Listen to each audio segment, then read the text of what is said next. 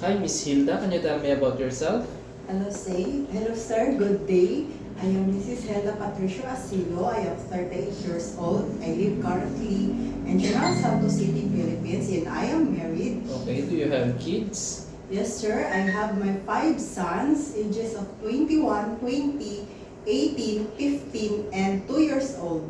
Okay, how many siblings do you have? I have 6 siblings. I have 2 brothers and 4 sisters, and I am fourth child. Okay, tell me about your educational background. I am high school graduate.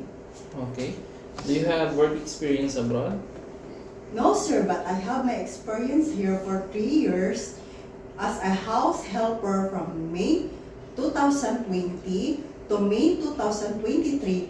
And my duties are gardening, marketing, taking care of pets, cooking, washing laundries, ironing, washing dishes, and also taking care of their children. Okay, did you finish your contract?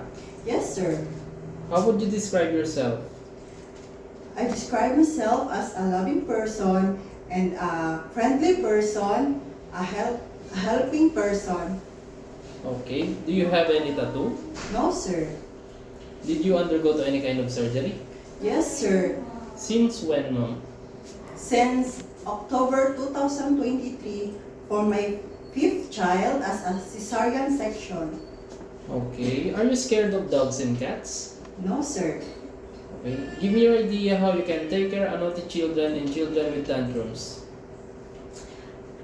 I will play with them, sir, and I will tell them how grateful they are if they have mother and parents. I will make it a story to them. Okay, that would be all, ma'am. Thank you.